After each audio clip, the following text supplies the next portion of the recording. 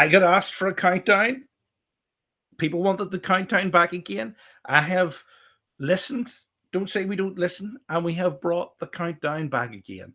The countdown's back tonight because, well, I wanted to make sure it was working right because it hasn't been for the last month. Believe it or not, it kicked me out, and I have an IT expert witness who's seen that it kicked me out tonight, Marty. So it definitely kicked me out. So if you're waiting for the show to start, we'll be with you in 2 minutes' time. This is the Irish Whiskey Review. It is a whiskey companion week. Plus, we're going to Blake's of the Hollow, where I was lucky enough to go on Thursday night. Yes. Now, the strange thing is, about a year ago, I was recording a TV show and couldn't go to an event at Benjamin's and Harvey Nicks. Marty went on his own, and I missed out on that lovely night out. And Marty actually missed out on the lovely night out on Thursday night, which is a bit weird. Like, it's seriously weird. But there you go. I'm Justin McCartney. This is the Irish Whiskey Review. Remember to comment, like, and share. Tell your friends. Hit us up on YouTube, especially. Hit subscribe. Catch us on Facebook, LinkedIn, Twitch, and Telegram. And also, if you ask your smart speaker to play the podcast, it will play it. Simple as that. Now, Card from the Whiskey Companion is standing by.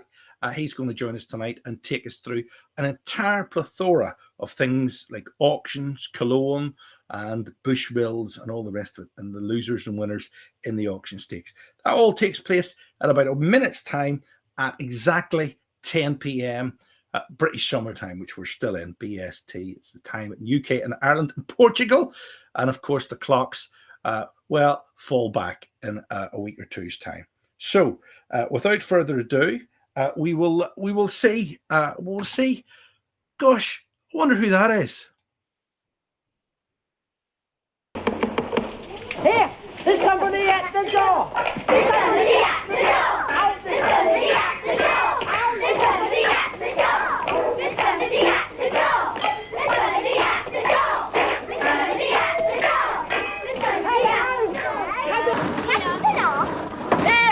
There's somebody at the door. There's somebody at the door. Here, there's somebody at the door. There's somebody at the door.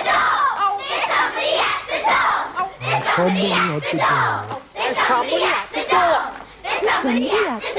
There's somebody at the door. There's somebody at the door. There's somebody at the door. There's somebody at the door. There's somebody at the door. There's somebody at the door. There's somebody at that door. There's somebody at the door. There's somebody at the door. Oh, there's somebody at the door. There's somebody at the door. I wonder who's waiting there for me. I have an idea who it is. I think it might be Carl from the Whiskey Companion. Is that you, Carl? Is that you, Carl? It is you. It is. You're at the door. Did you like your intro there? Did you? Oh, that was some intro. I was not expecting that. Have to keep some secrets from you. Absolutely. So it's only you and me this week. Marty is, as they say, on assignment, as they say. So some of you know where Marty is, but he hasn't deserted us. He hasn't been sensationally axed like Ed China and Meg Brewer in the Car series. It's not because that would be me, because I know nothing about whiskey. But Car luckily knows loads about whiskey, and he's joining us here tonight to tell us. I'll have to try and fill big boots. You have to fill big boots. But listen, just after you, in about 25 minutes, half an hour's time, we're going to be seeing what I got up to at Blake's of the Hollow. So that's on the way. So stick around for that. You won't want to miss it because, those of us know, and those of us that don't know, but we'll find out, and you might want to get your hands on some of this stuff. So let's take a look at the first thing this week. Carl, what have you discovered? Yeah, so over the last couple of weeks and months, I've read a lot online and, heard a lot of people saying that auctions, whiskey, that sort of stuff is all going downhill. It's going very quiet. There's a correction on the way, and all the sort of thing. So I just kind of want to have a look into that in a bit of a more depth, and really get behind the numbers and see if it's true that there is a correction going to happen or is happening at the moment. Is this going to Um, be house prices? Is this going to be everybody like reckons house prices are going to snap? Is this a similar thing? Do you reckon it's peak interest and it's going to fall back a wee bit then? exactly, yeah. Like it kind of happens with a lot of things. It happened with the stock market. The housing market is a great example now, where people think that it's been too inflated for too long, so there will be a correction, or there's an ongoing correction, that we're just not seeing.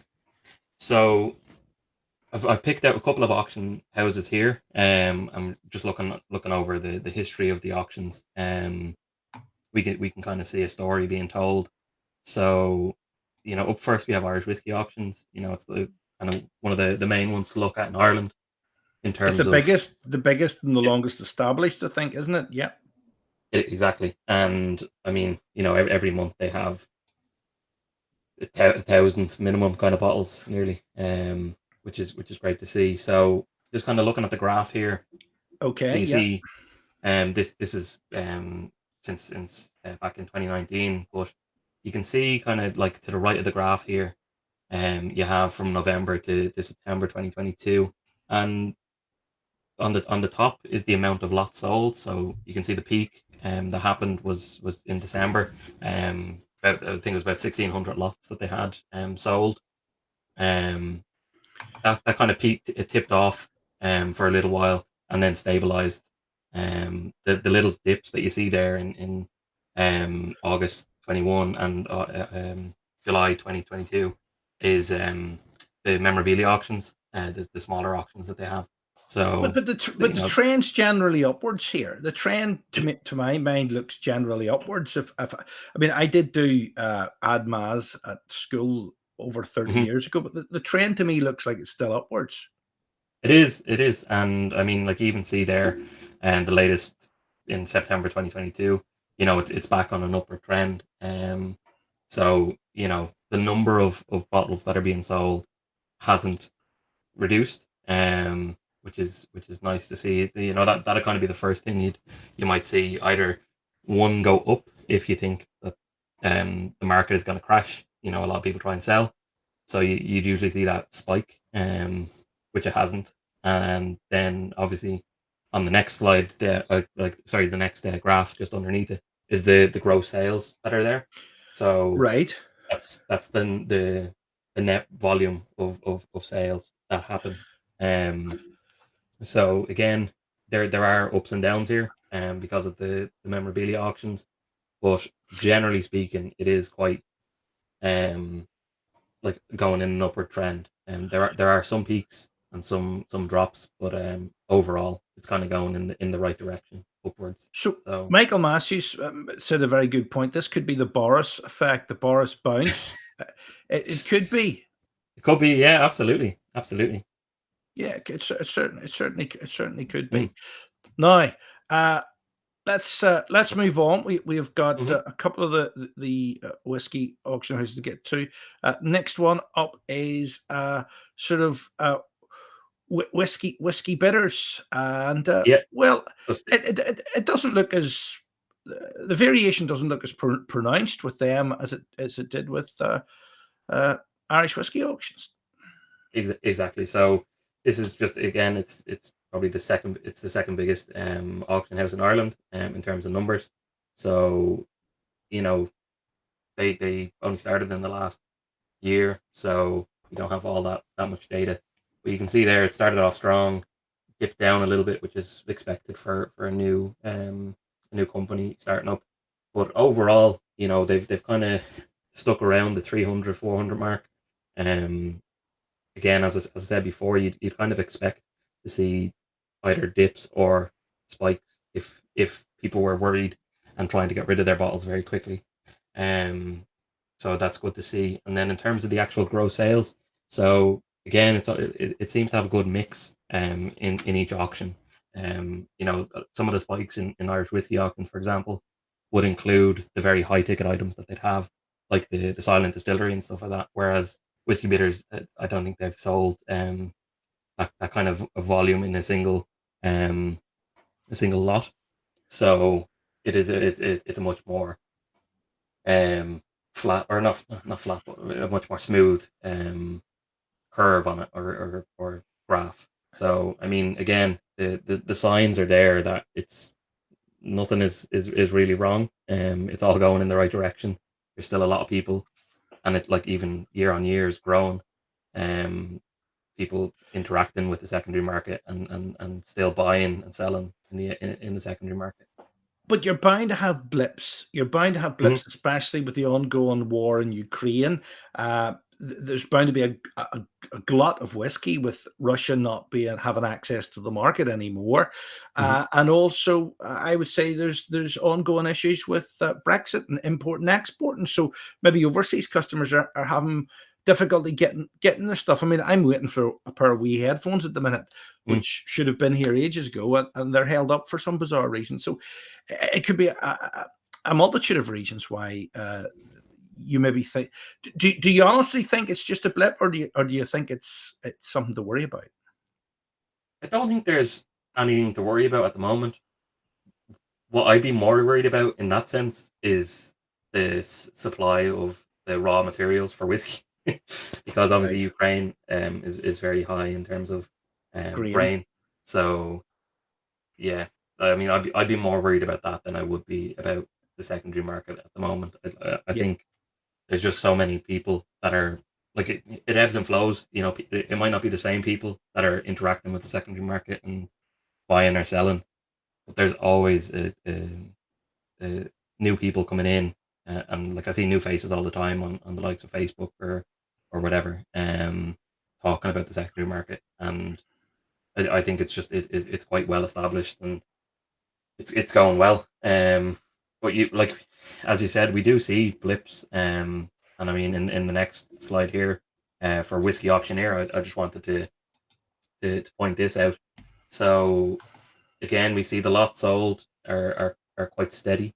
Whiskey auctioneer, biggest one in the UK, and always does the kind of the highest volume each month. Um, but you see here, they had pretty much the exact same lots every month, in kind of November to May, and in February they had a huge dip, in the amount of gross sales. Now, that can be down to a couple of big ticket items being sold in February, but it was kind of on an upward trend already from that. So in terms of a correction, I think this is kind of the closest you'll see to a correction, in the secondary market, because immediately after that, in the following month, in March and April, it was again around the exact same as February. So it had already taken the dip. People had readjusted to those prices, and then it again, it's kind of going on another slope up. Well, So listen, some people have pointed out Peter Stewart.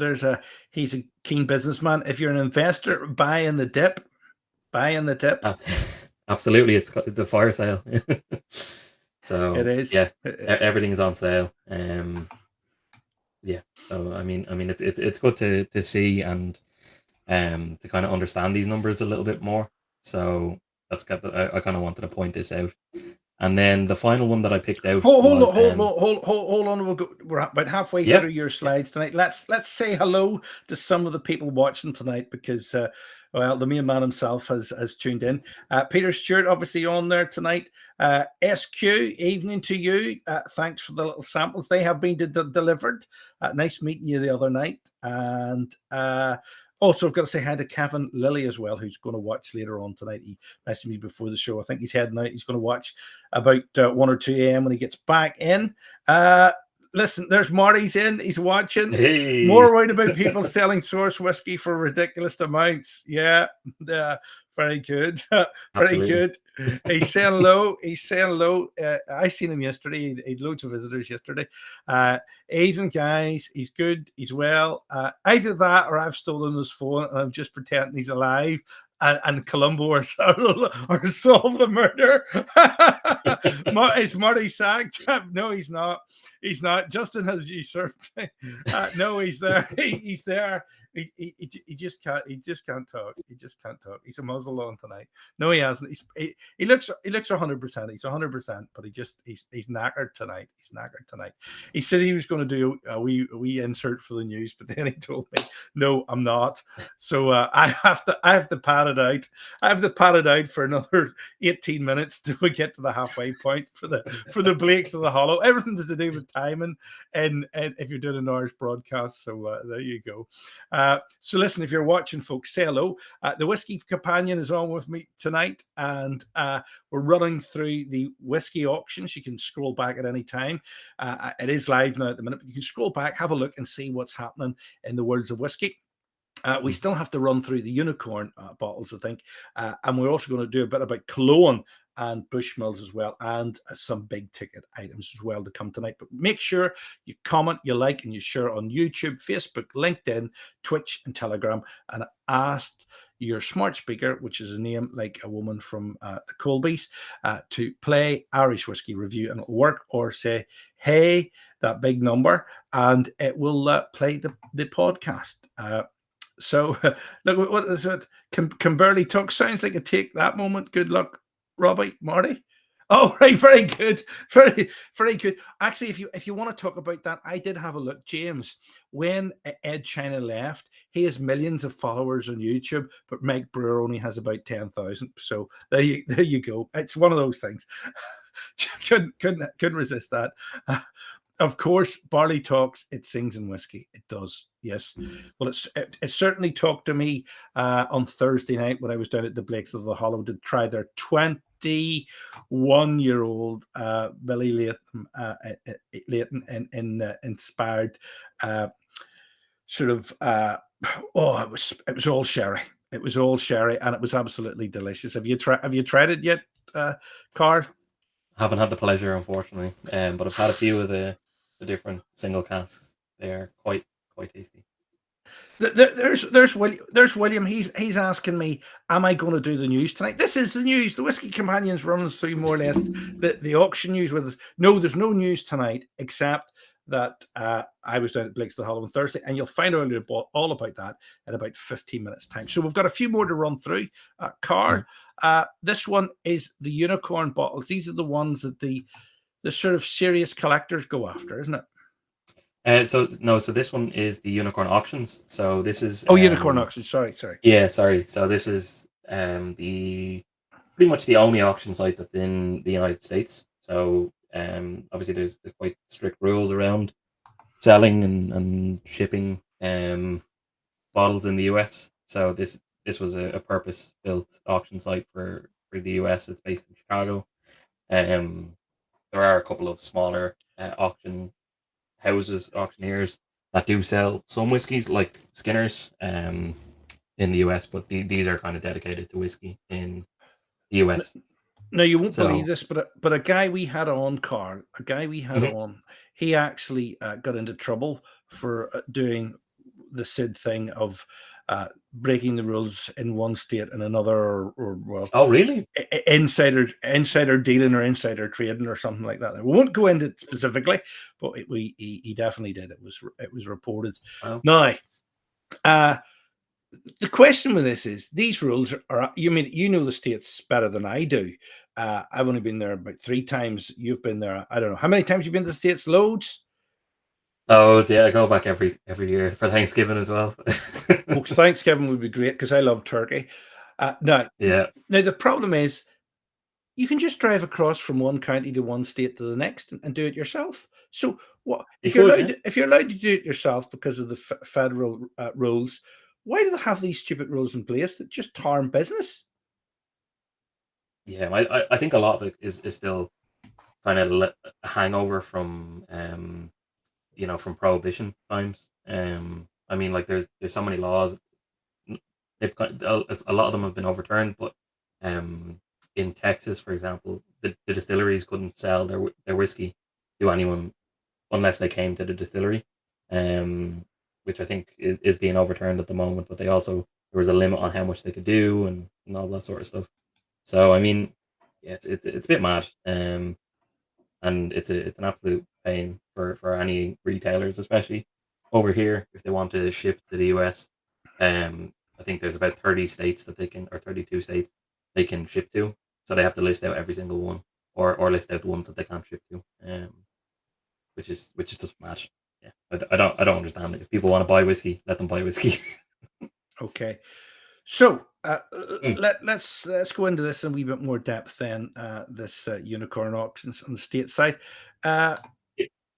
So this one here, the reason I picked it is obviously it's the American market, so it's something that's it's a huge market, and obviously Irish whiskey auctions, whiskey auctioneer, they do get a lot of American customers, and this one is relatively new. It was started up in 2020, and a lot of people that I speak to don't really know that it exists, but you wouldn't know that by the numbers that they're putting up. So they usually have 2 auctions a month, um, and this is per month rather than per auction, which the other ones would be.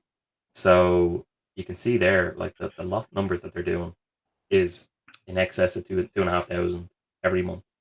But that's because of the size of the total market of the lower 48th. I mean, it's massive, and obviously Exactly. they probably encompass Canada as well. Do they? Do you happen to know if they do? Yeah, so Yeah, I would think so. I mean, yeah, it's Chicago, so it's not too far away. yeah. From the border So there. you can see there why they have to have higher volumes and the auctions occur more often. Mm. But that seems like a pronounced drop to me at the tail end there. It is so well. So it's a little bit misleading for the October 2022 one, because they have another auction for October coming up, which starts next week. Yeah, next Wednesday I think it is. So that will go back up. They had one of their smaller ones at the start of the month, but yeah, you do see kind of in between January and July, it was on an upward trajectory, and then kind of July up until now, it's kind of tapered off and gone down a little bit. So I'm not sure what that is exactly. It could be down to the exchange rate. That it's cheaper to buy whiskey on, Scotch whiskey auctions or whiskey auctioneer, for certain bottles. So that could have an effect on it. That's excellent analysis, because the dollar's on parity with the euro and the pound at the minute. Mm-hmm. So therefore, if you're buying stateside and paying the taxes and charges stateside, it probably makes it cheaper to buy and ship it to yourself. Yeah, Exactly. that's excellent analysis there, Card. Yeah. So that's more or less a rundown of the auctions, but there's been some standout stuff has occurred recently. Most notably There has. this. Yeah. So this one here, the reason that I picked it is not necessarily because of the price, more so the fact that it's clones, basically whole collections, 30 bottles, from Cologne. Obviously, it's all sourced whiskey, that they finished or did their own thing with, or gin or poaching, and that was all curated by one person, and it was bought and sold. And as far as I know, it was sold to a group of people that were in the Cologne cult on Facebook. So it's good to see that happening, and people coming together and sharing all that. Now, Brendan won't like this. They're not going to drink this. They're going to keep this. Well, if it is in fact the people that I know, or that I think, that did come together and buy it as a group, they will be opened and shared. But yeah, I just thought it was an interesting one to bring up, because obviously Cologne had their Cask #1 ballot that just happened. So that came out, which is their first cask that they fill, 3-year-old whiskey. Yes, having a little bit of there's technical difficulties. There's Peter Stewart saying was in ballot for Cologne Cask #1. No joy. Same here. I didn't get one. I was a very lucky man. You were very. I did. I I was very lucky and got one. So I'd be afraid to not drink it. I'm sure Brendan would be on to me, and I'd be barred if I did anything other than drink it. So Now the second one's coming out soon. The second one's coming out through normal retailers. I do believe it's coming out through normal retailers, so it'll maybe a bit easier to get your hand on. But it's likely to sell out too as well, isn't it? I definitely like. I mean, Irish Malt came out and said that they're getting 90 odd bottles, and there's been so much demand from people messaging them directly without anyone knowing that they were getting stock, because it's not publicized how much stock they're going to get, or who's going to get the stock. But they had so many people requesting it that Irish Malt decided off their own back to have a ballot for Cask too. So Well, if you're not in that ballot, make sure you get in that ballot. Well, I know an off license not too far from me in Green Island. I have to say it like the BBC, in Green Island. And are you getting some in, Peter? Are you? Oh, or is that for yourself? It's probably for yourself. Yeah, I know what you're like. But there you go. No, listen, this is fabulous. But is that all? It's all. I know Brenton's boutique, but I would say he's done more than 30 iterations. Has he? That couldn't be a complete collection, is it? It's quite close to a complete collection, yeah. Yeah. For the whiskey anyway.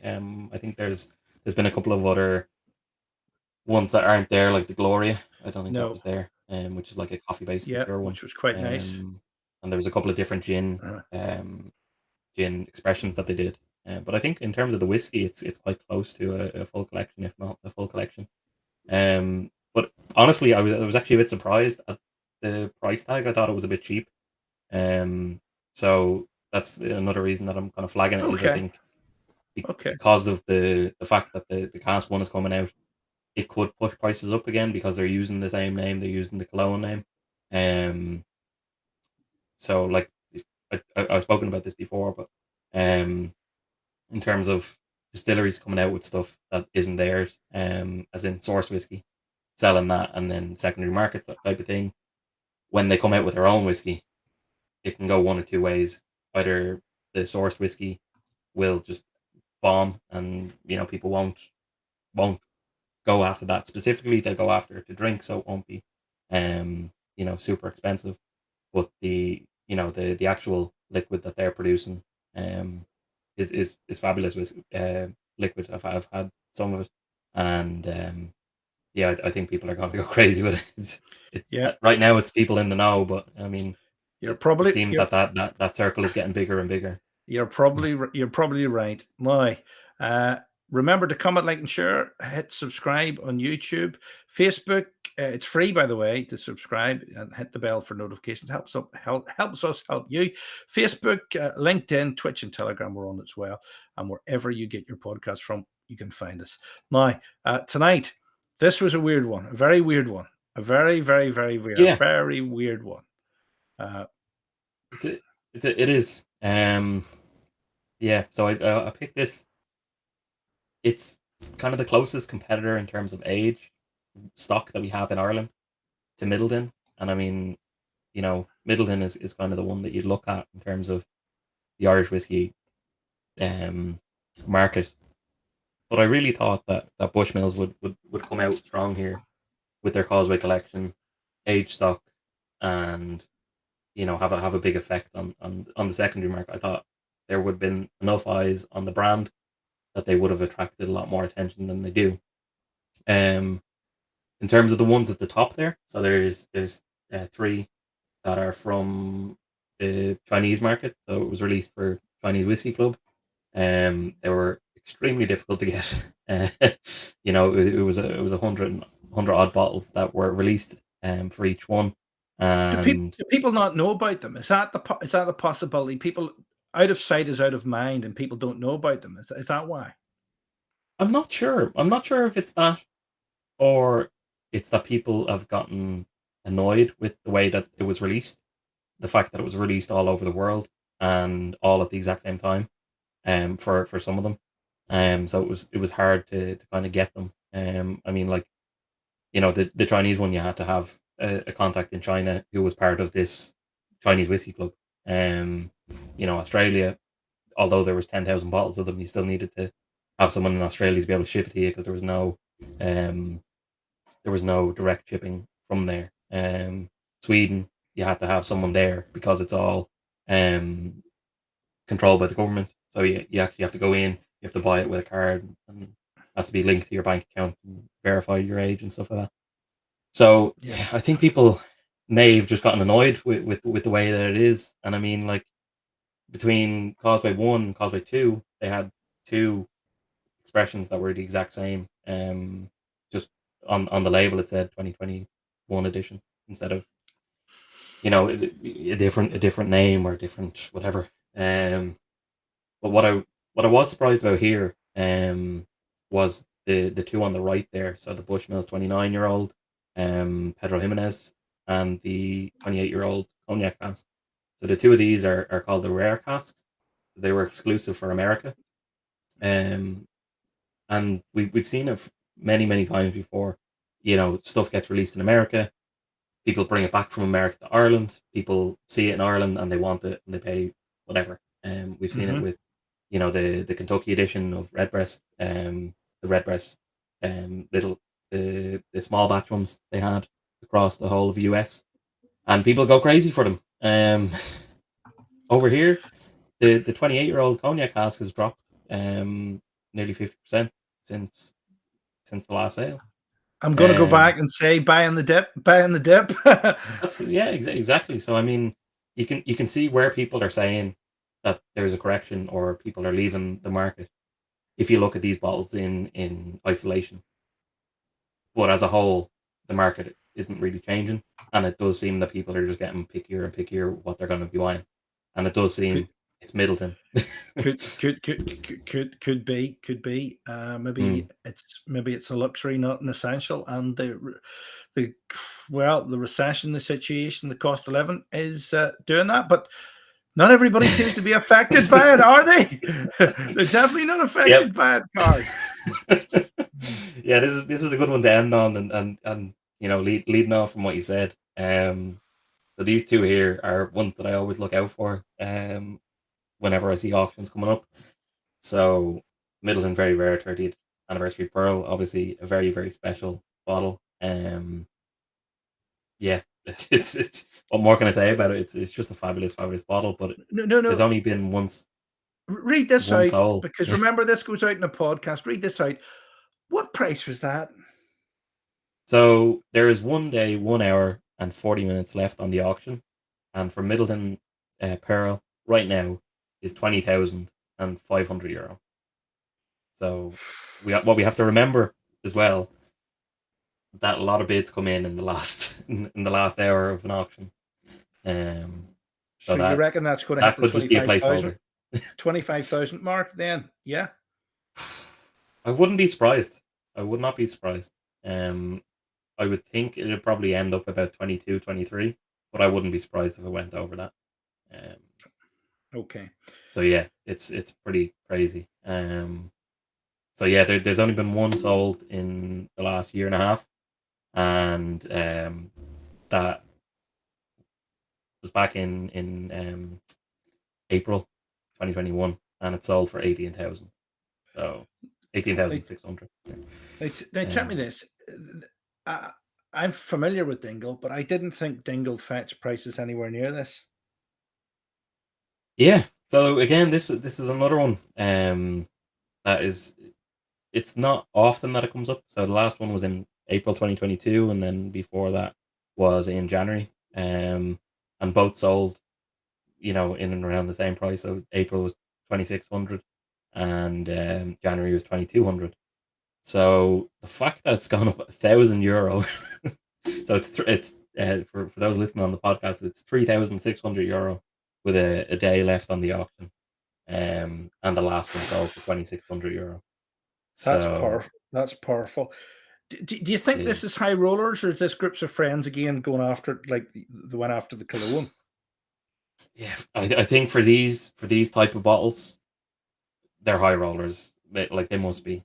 I don't think. Now look, I'm open to be corrected, and I'd love to be wrong and be part of a group that buys this to drink. But I'd be skeptical to say that it's a group of friends buying the drink. Cask number two, obviously, for people who don't know, it was the first release from Dingle. So they didn't release Cask number one. It was Cask number two that they went with. So this is the very first Dingle release. And then Wow. I think these are ones to really look out for. Obviously Dingle are huge now. And this came from the beginning when they were one of the new distilleries on the block. It was back when there wasn't 45 different distilleries fighting for a place. They kind of came in against the others. So yeah, like it was people who were very into whiskey that kind of knew about Dingle at the time. So Well, that's been a great review for us. Really helped us out and really filled it for me, because I would have had to do that on my own, and it would have been impossible. Impossible. Would have been absolutely impossible. So I'm going to leave you there with you, and absolutely. stick around and watch what went on at Blake's to the Hollow, because I was lucky enough to be down there with Paul O'Kane and Joe McGowan. And well, we had a fantastic night down there at Blake's to the Hollow, which has been on the go for, well, a long, long time. Very traditional at the front, very modern at the back, very progressive. And well, they're still allowed to put out their own stuff. I mean, long may it continue, Carl. Yes. I totally agree. It kind of brings a little bit of personality to each expression. It does indeed. Okay, stick around and watch this. It's a good one. It is a good one.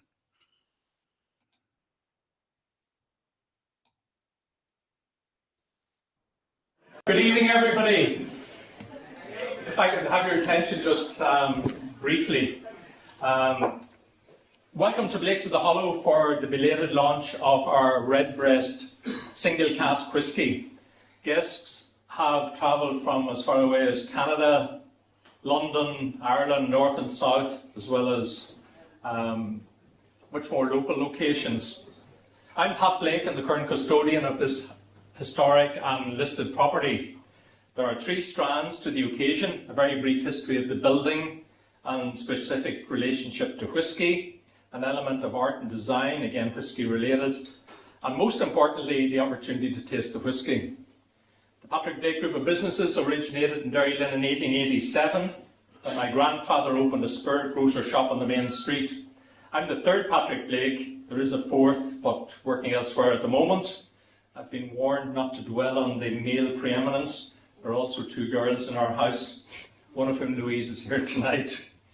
We believe the property was originally a butcher's shop with living accommodation on the 3 floors above. In the 1880s, it was the home of a distinguished Enniskillen family, the Herberts. Richard, patriarch of the family, and his wife Mary had 13 children, almost certainly in that era born here in this building. We believe Richard either opened or remodeled the Victorian bar down below us in 1887 in the format we know it today, with only minimal change over the decades. Correspondence exists in which Richard Herbert describes his relationship with my grandfather, Patrick Blake, as a lifelong friendship. Richard Herbert died in 1928. My grandfather had already passed away by then in a riding accident. My grandmother, Catherine Blake, purchased the property from Richard's estate in 1929 for her son William, whose name still remains on the front of the building to this day. I've got to be very careful in regards to historical facts, as Bernie and myself are delighted to welcome along this evening Mary Herbert, granddaughter of Richard, and my cousin Pat Blake, oldest son of William Blake. Pat was born and reared in the building. Also present and very welcome is Catherine Scott, at least Catherine I hope is here, the Quinn Development Officer at Fermanagh County Museum, who's keeping a very watchful eye on our historical interpretation. Blake's of the Hollow, as it is best known, became part of the Patrick Blake Group in 1996. It now encompasses 4 different bar areas, as well as 28 at the Hollow, fronting Wellington Place downstairs, and Glen at the Hollow upstairs above the Victorian bar. Glenn Wheeler and Zara are an independent entity within the Hollow and bring a highly acclaimed added dimension to the property. Glenn and brother-in-law Paul, I hope, are present, or if they're not present, they are very busy downstairs. They are certainly going to join us, and hopefully Zara will also join us later. The building is licensed for over 1,000 customers over the various floors. Irish whisky has long been associated with the property. The Blake family bonded whisky on this site, bottled whisky here, and ran a very successful wholesale drinks distribution business. Our Victorian bar whisky offering continues to flourish, thanks in large to our senior management, Mark Edwards and Gordon McKenna, who are also here tonight. Irish whisky is demonstrating enormous growth, perpetuated by both drinkers and investors. New fledgling distilleries are popping up on an almost monthly basis. Many will survive given the worldwide resurgence in Irish whisky, many will not. As the current custodians of Blake's of the Hollow, we continue to unashamedly align ourselves with Irish distillers, Pernod Ricard, and their family of Middleton, Redbreast, Powers, and the Spot whiskies. We previously launched our single cask Middleton 26-year-old, laid down in 1991, with a cask strength of 53.8%, of which there are some bottles still remaining, and our Powers 19-year-old, laid down in 2000, which sold out in a matter of weeks and is long gone. Our Redbreast this evening completes the trio, adding to the crown jewel in our family of whiskies, our Powers White Label Pot Still, taken from a cask laid down in 1964 and bottled in this building in 1980. Irish distillers did make us a very kind offer to buy our stock back a number of years ago, an offer we politely declined for obvious reasons. We thoroughly enjoy our relationship with Dillon Bass, Irish distillers entity here in Northern Ireland, and are privileged to be offered one of only 2 bottles of Middleton's Silent Distillery, which comes to Northern Ireland each year. Michael, Liam and Michelle from Dillon Bass, you're more than welcome. But even more importantly, Joe. Joe is the company's Irish whisky ambassador in Northern Ireland, and who will take us through the whisky tasting. My last point is the loathsome subject of the cost of a bottle of our Redbreast, and is interesting. Tonight, and one night only, the cost is £350. However, a bottle has already appeared at auction and fetched €495 plus commission and VAT on the commission, which equates back to £495 sterling all in. You can see our problem. We would like investors to hang on to their bottles slightly longer. The bottles are logged and recorded, so the customers and another currently won't be receiving any further stock who approached us in the last couple of days. That matter out of the way, Bernie on the subject of whisky and art, which is her kingdom, she assures me her speech will be long, or will be short, not long. And then on to Joe for the all-important part of the evening, tasting the whisky. You noticed when you came into the building tonight, and you probably initially responded to the sound of little birds twittering. And the reason why we went with the bird houses was because if you think of Redbreast, the trading icon for the whisky brand is a robin. And internationally, those who follow and are subscribed to collecting Redbreast whisky are generally described as members of the bird house. Maybe not all of them are fully paid up subscribers, but that's my understanding of it. So I was trying to come up with a story that we could put behind the launch of this product, because remembering that we were locked down for a whole year, and Blake's of the Hollow being a wet bar, we were closed. So we undertook during that time to do much needed restoration, which involved another dimension to my arty project here behind me. But back to the birdhouses.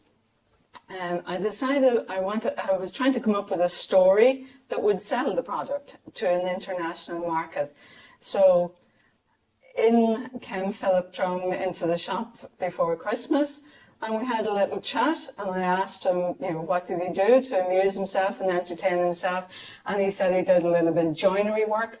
And just chatting to him, who was a former past pupil, I hope you don't mind me saying that, my story came together, and I decided that the best thing to do would be Blake's of the Hollow, not Blake's, that aspect of it, but since Richard Herbert created the Hollow, in 1887. The building this year is 135 years old.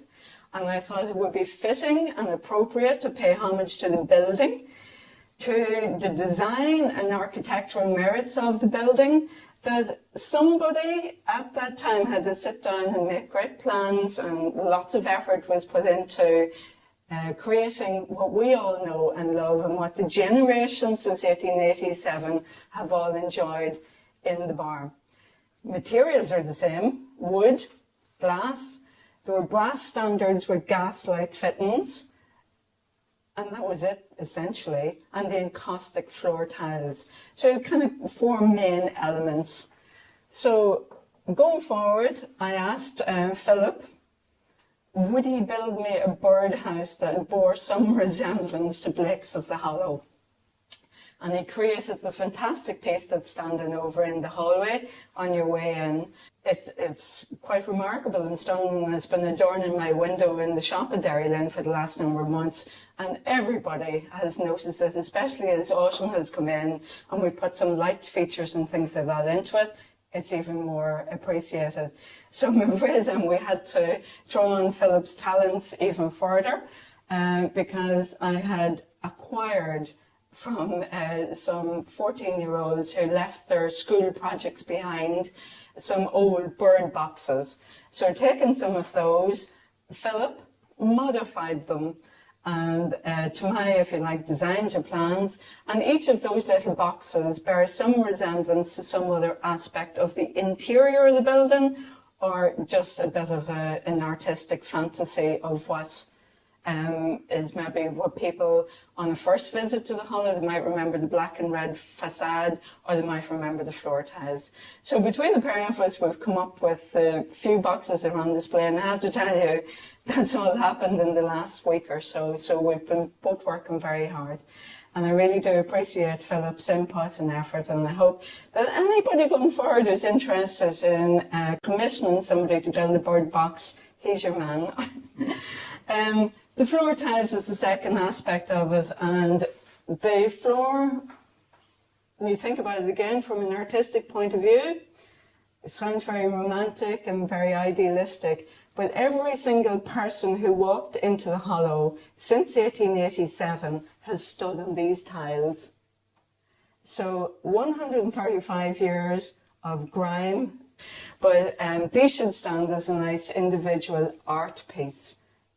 That hopefully, again, going forward, will generate a bit of an interest. But it's, again, building our story to help generate further interest in the whisky products. Without further ado, I think Joe is the main man of the evening, and we're delighted that he's here, so we'll let him continue on.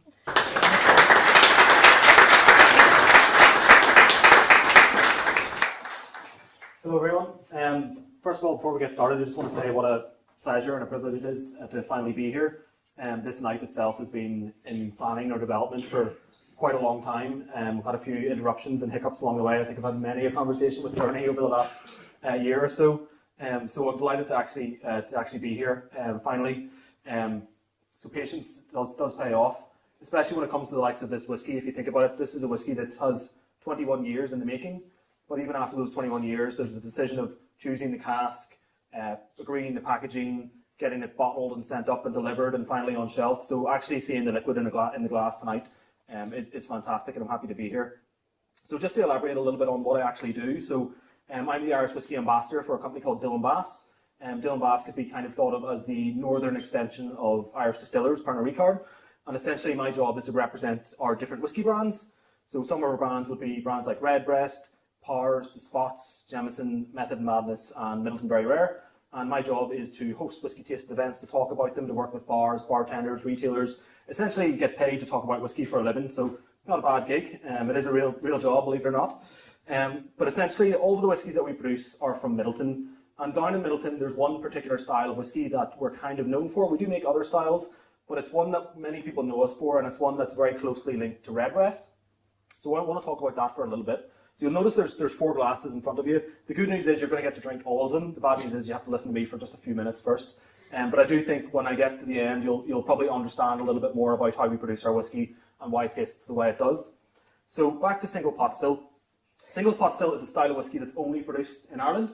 It's protected geographically, and what makes it so unique is really down to the production process. So our main cereal source at Middleton is barley.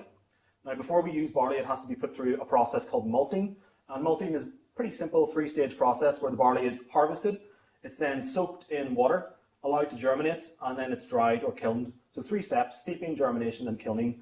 And once the process is finished, we have what's called malted barley. Now, if I was to make a whiskey out of 100% malted barley, what I would have at the end is a malt whiskey. And we do toy with malt whiskey. We have had malt whiskies released in the past, but in many ways, it's not really what we're known for. We're more known for our single pot still. What makes it different is we actually combine malted with unmalted barley together. So fresh barley or green barley that hasn't been put through the malting process.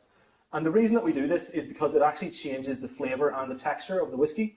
So single pot still whiskies are really known for being quite rich, quite creamy, and a little bit spicy. And I think you're going to find all of those flavours in the whiskies we're going to taste them this evening. So very quickly, how do you actually turn the barley into a liquid? All we do is we combine the malted and unmalted barley together. We grind it all up, add it to water, and then we brew a beer. So essentially we add yeast. Yeast will then ferment it and produce a type of beer. We call it wash, but it comes out at about 10% alcohol, 10% ABV, roughly 8 to 10. And then what we do is we actually distill it. So we need to take that 8 to 10% alcohol and bring it up into the spirit category. So the first distillation will bring us up to possibly kind of around 20 to 25% ABV. Obviously not quite strong enough yet. The second distillation will then bring us up closer to kind of 55 to 60. And typically in a lot of places, particularly in Scotland, that's where they'll stop and the whiskey is ready to go into the cask. But for us, we actually triple distill. So 99% of the whiskies that come out of Middleton and all of the Redbreast whiskies that you're going to be tasting this evening are triple distilled. So we include that third distillation. And the reason we do that is because we use unmalted barley. So it brings out some of the flavours that wouldn't naturally necessarily come about without that third distillation. It does mean our alcohol ends up a little bit stronger. So typically our new make will come off at about 84%. And that's what it looks like. So it might look a bit like water. Definitely does not taste like water. But this is new make, and this is the actual distillate that we use to make this particular Redbreast. So if anyone really wants at the end of the night, you can come and have a little dropper and you can have a wee taste of it. I've learned very quickly not to just hand out a glass of it, because that can go wrong quite fast. But essentially, this is just a new make spirit. So this legally isn't whiskey yet. For it to be called whiskey, we have to mature it. And maturation is where a lot of the flavour comes across for our whiskies. There's 2 barrels really used for Redbreast, 2 most commonly used ones. There is a third one as well. And the first one is an American ex-bourbon barrel. So bourbon is just a style of whiskey made in America. The barrels are brand new, charred, white oak, American oak. They're then filled up with an American spirit. That barrel, after it's been used in America, cannot be used again. So we then import these barrels to Ireland and use them to make our whiskey. Typically, the sort of flavours that you're going to get from a bourbon barrel are going to be honey, caramel, and vanilla. And I don't know if you can see maybe on that light there, but this is kind of what it looks like after 5 years in a barrel. So you can see the difference in colour between something that's completely new and then after 5 years in the bourbon barrel. And typically you're going to get a lovely kind of pale gold straw colour from a bourbon barrel. Now the second most commonly used cask we use, and the one that a lot of people really associate with Redbreast, is a sherry cask. Sherry is a type of fortified wine from Spain. In my opinion, it's a very underappreciated, very underrated style of wine. But it's a fortified wine from Andalusia. So in the south of Spain, there's 3 towns: Jerez de la Frontera, Porto de Santa Maria, and Sanlúcar de Barrameda, and they make up a little triangle, and all of sherry will be produced within that little triangle. So the same way single pot still Irish whiskey has to come from Ireland, sherry has to come from the sherry triangle. And typically what you're going to get from a sherry cask in terms of flavour is going to be what we would know as Christmas cake. So sultanas, dates, raisins, spice, and a lot of those flavours are really what people associate with Redbreast. So you're definitely going to find some of those flavours in the whiskies when we get to taste them. And just to give you a little bit of a look at that as well, so Bernie, if you lift up the other one there. So you can kind of see the difference in colour between the American ex-bourbon and the Spanish Oloroso sherry cask. So very, very different in colour. Sorry? Do you want me to walk around with those? If you feel like. Yeah. Excuse me. Bring a few glasses as well. I'll stand this way. Move forward. So those are the main casks for us, and those are the most commonly used ones for Redbreast. So what happens in the barrel is essentially we just have to be very patient and wait. For a lot of our whiskies, it might be 4 or 5 years. For some of these whiskies, it might be closer to 12 years. In this case, it's all the way up to 21 years. So the flavour will change over that period of time. Once the cask is finished, once it's ready, we generally begin the blending process where we'll take lots and lots of different types of barrels, blend them together, and typically reduce the ABV. So for example, one of the first whiskies that we're going to be tasting, this actually has a combination of bourbon and sherry. And so all the barrels then blended together and it's reduced down to 40%. One of the next ones, slightly different, and this is bourbon and sherry and an additional cask, but it's actually bottled at 46%. And then we're going to be finishing on the 21-year-old single cask. And this is not a blend in the sense that this is one individual cask of whiskey. And I think that's what makes these so special, is you can have two casks, both 21 years old, the exact same spirit, the exact same wood type, and you go to bottle them at the same time, and the whiskies can taste completely different. And that's one of the things that makes these single casks so desirable. They are very, very unique, and once they're gone, they won't exist again. There's 552 bottles of this Redbreast 21-year-old, and once the last bottle is gone and drunk, there won't ever be a whiskey quite like it again. So that being said, I think we're pretty much ready to start doing a bit of a tasting. Now this is a bit of a different tasting in that we're actually not going to be starting with a whiskey. So we talked a little bit about sherry there, and we're actually going to be starting with a sherry. So I'll just explain to you a little bit about how this sherry is produced. As I said, it's a fortified wine from Spain. So other examples of a fortified wine would be port, sherry, Madeira, Malaga, Marsala. But essentially the way that sherry is produced is the wine is produced in the natural way of the Palomino grape. It's then matured in a solera system where the barrels are actually stacked on top of each other. And what happens when sherry is produced is a layer of flour or yeast will form at the top. And this layer of yeast will protect the wine from being oxidized. So the wines that mature under that yeast will be your finos, your dry sherries. And now we don't use that type of cask, we use Oloroso. And what makes Oloroso different is we add the alcohol, we fortify it at a certain part of the process where it actually will kill off the yeast and expose the wine to oxygen, and it'll allow it to develop a lovely kind of nutty, oxidized, full-bodied character. So that's Oloroso sherry, and this is by far the main type of sherry that we'll use. We do use another type sometimes called Pedro Jimenez, but Oloroso is the one that we use for the majority of the Redbreast whiskies. So I thought I would start with just letting you have a little bit of taste of Oloroso sherry and have a wee bit of a look at it. At the start, I was going to say this is the one that pretty obviously isn't whiskey, but if you compare that to the colour of the whiskey at the very right. So guys, what we're going to do is we're going to have a bit of a nose and a bit of a taste. I'm sure some of you have been at a wine tasting before. You know, you can give it a bit of a swirl in the glass, let it get a bit of air in there as well, and then just have a wee nose of it. We're going to be starting with Redbreast 12-year-old, so we'll just chat a little bit about the brand itself. So Redbreast as a brand actually goes back a very, very long time. So this brand itself used to belong to a company called W&A Gilbey's, and they were a wine and spirits bonder based out of London and Dublin. And what they would have done is they would have imported various different wines from all over Europe, from Spain and Portugal and France, and the barrels would come over to Ireland, where they would then be decanted, bottled, and then the barrels wouldn't be returned. So these were transportation barrels. So what that meant was Gilbey's would take these empty barrels, they would then take them to a distillery, in our case it would have been John Jameson Distillery in Dublin, and they would have requested that they be filled up with the new make spirit. So they knew that these barrels had great potential for making whiskey. So Gilbey's would have filled them up with the spirit, bottled it, and then sold it under their own brand. And historically, it would have been called Castle Whiskey JJ, the JJ obviously standing for John Jameson. But what happened in 1912 was a new managing director took over the company, and he was an ornithologer, he was a bird watcher. And what he did was he renamed all of the whiskies after different birds. So Castle Whiskey disappeared, and suddenly we had brands like Redbreast, Yellowhammer, Skylark, and Chaffinch. Now, unfortunately, most of these brands disappeared throughout the 20th century and the 19th century, basically due to Irish whiskey going through a bit of a rough patch. But Redbreast didn't. Redbreast survived, possibly because it was so popular. And what happened was Irish distillers made the decision in the 80s to phase out bonding, so they were no longer going to supply in bulk to bonders. They were convinced to supply a little bit for Gilbey's, for Redbreast, for a little bit longer. But then they purchased the brand, so they bought the brand from Gilbey's, and in 1991 they relaunched it under its current incarnation, under a greatly benefited wood programme. So that's kind of where Redbreast 12-year-old, as we know it, came from. And since 1991, it's really grown as one of the most loved, one of the most successful and best-selling single pot still Irish whiskies you can get. First of all, I always think the first thing to do when you have a whiskey in your hand is to admire the colour.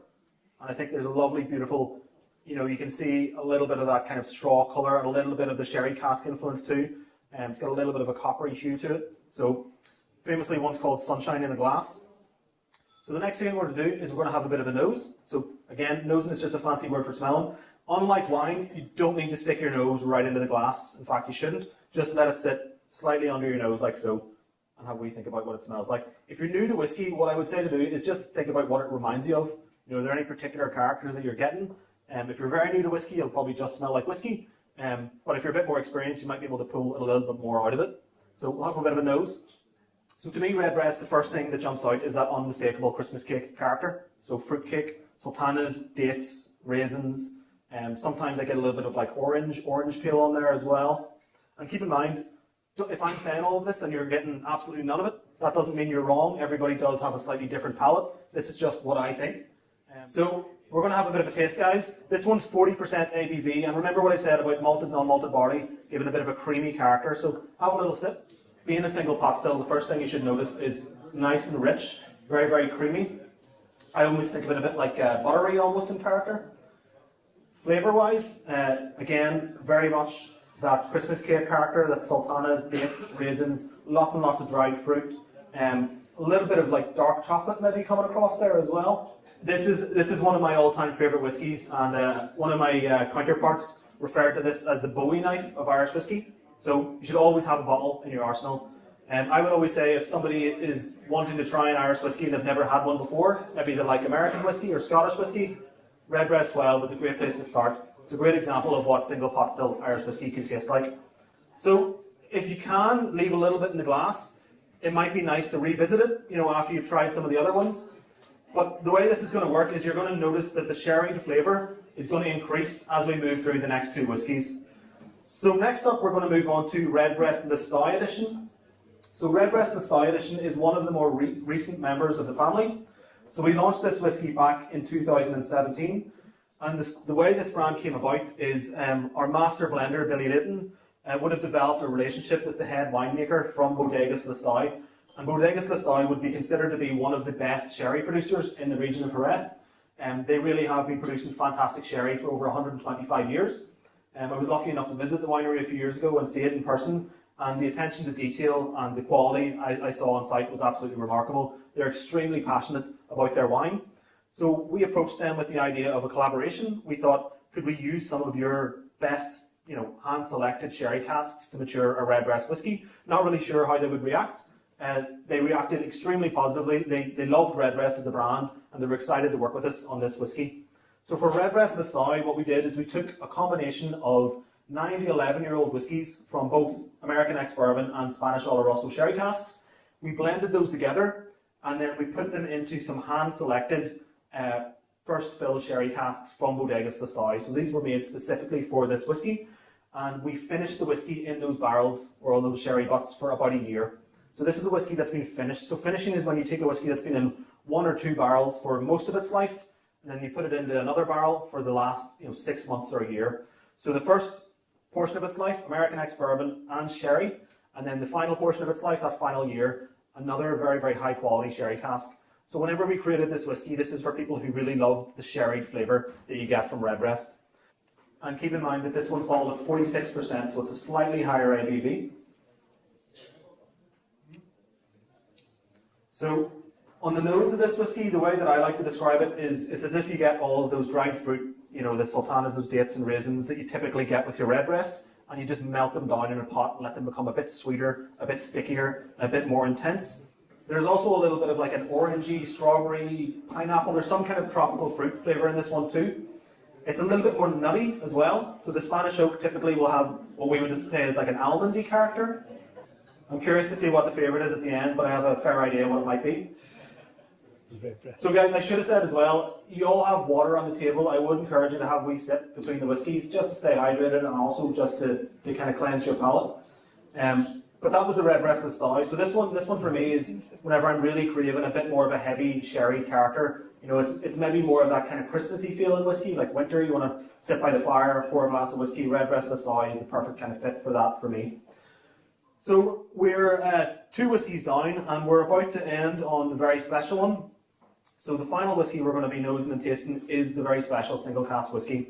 So just to go over some of the details again on this one, 552 bottles total and 21 years in the cask. And this is an all sherry cask. So there's no bear this at all. This is matured entirely in a Spanish Oloroso sherry butt. So you can imagine the contribution of colour. So if you want to pick up that last glass, and first of all, just have a look at it. It's almost the same colour as the sherry we tasted at the start.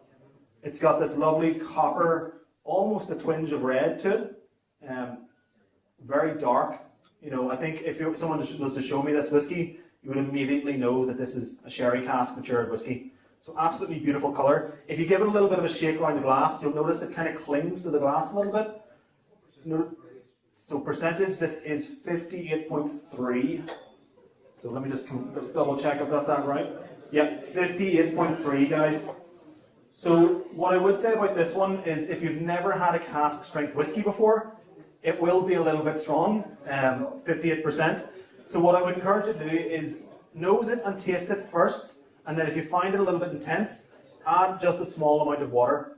If you find it a little bit intense after that, add a little bit more water. There's absolutely nothing wrong with that. The beauty of cask strength whiskey is you can drink it at whatever ABV you want.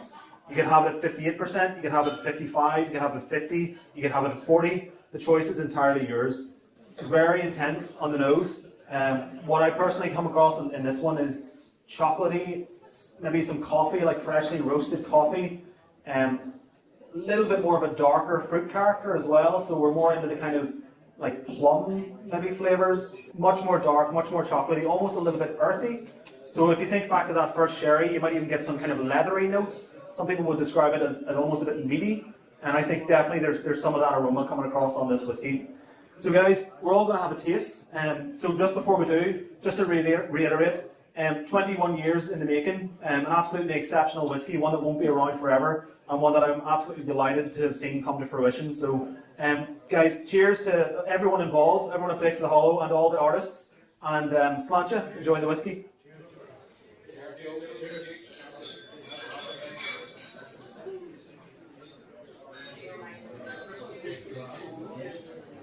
Absolute explosion of flavour.